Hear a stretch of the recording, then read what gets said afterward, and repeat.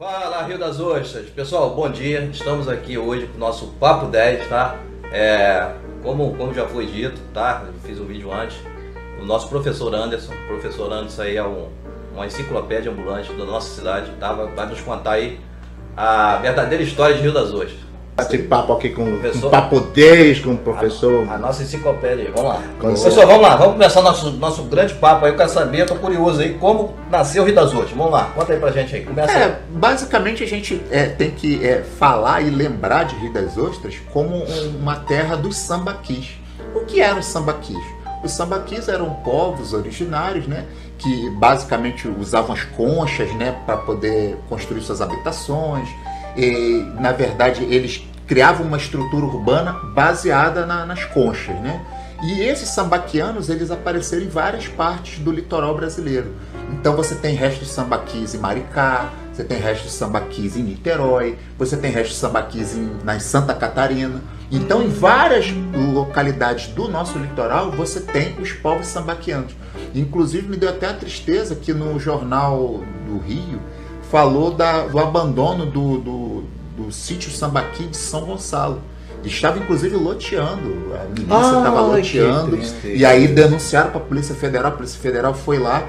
E o que acontece? Era um local onde vários pesquisadores de história vão para contar um pouco da história de São Gonçalo também. Também são restos de sambaquis.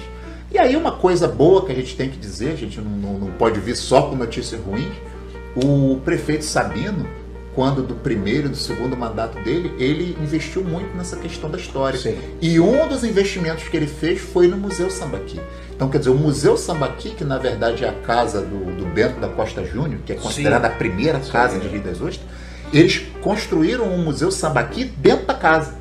E eles colocaram exatamente no local onde os antigos sambaquis foram encontrados.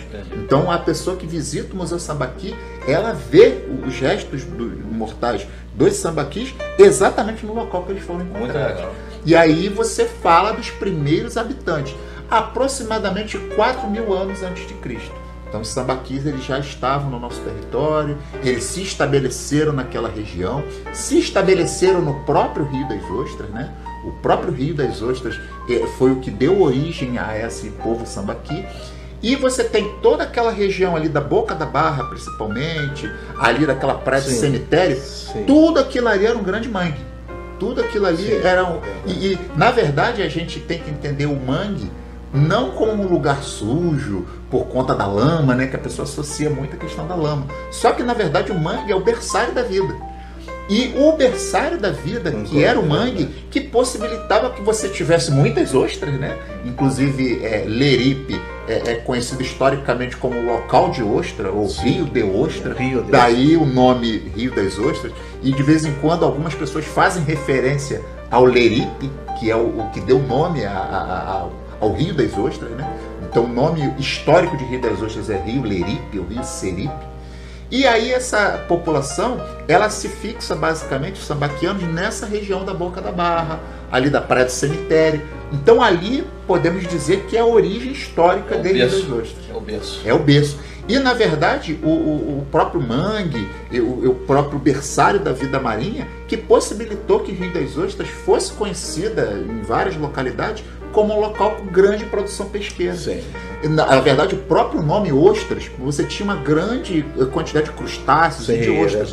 E pessoas de várias localidades do século XVII, século XVIII, vinham a Rio das Ostras para poder pegar os peixes, que era a terra farta, por conta da questão do mangue, da preservação ambiental. E os sambaquis são os nossos primeiros habitantes.